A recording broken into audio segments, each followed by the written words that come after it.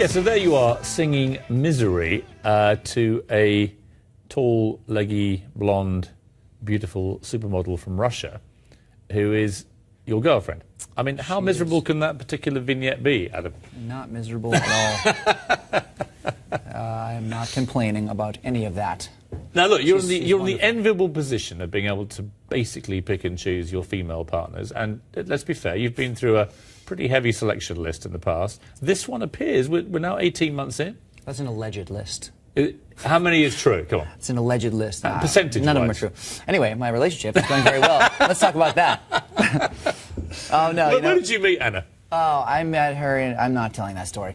But it's, why? How bad is it? It's not bad. It's just not particularly inspiring. I don't want to tell it. It's for me. I don't know. The relationship stuff I like to keep to myself, you know. But she's wonderful, and everything is fantastic. How does she deal with the cliche of millions of women freaking out when they see you? Well, you know, millions of men are always trying to sleep with her, so it works itself out. Who gets more jealous? It's pretty even, so we're good.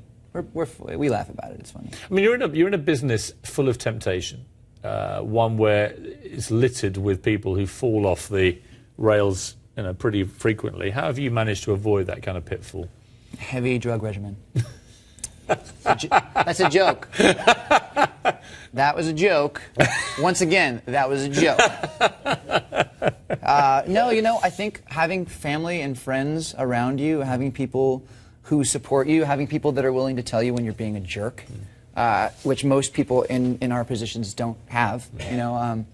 Who do you have that would do that to you? Oh, so many people. The list is so long, because I was born and raised in Los Angeles, which is a very rare thing. And, you know, hey, you're being you know, that's okay to be people could say that, you know.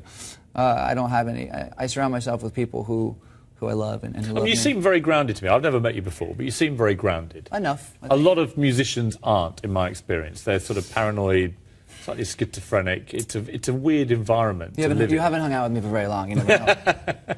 Yeah. Where do you get that from? Is it from your parents, your family? I think that I've just found balance, you know, through family and through friends and through really wonderful people in my life. What's the secret for other musicians coming into this business? It seems to me what the modern revolution's doing, it's weeding out the plastic pop brigade, because actually it's much harder to cheat a live show. Well, it is. And, you know, another thing that's about our band that I'd love to say, too, is that, you know, we've always made our records for the radio. And I've always had a slight chip on my shoulder, to be honest with you, because we are musicians, we play, we're great, and we're a band, you know. There's nothing synthetic about what we do. However, we have made records that have been very tight and very meticulous, very put together for the radio. You know, in our live shows, very different, much looser.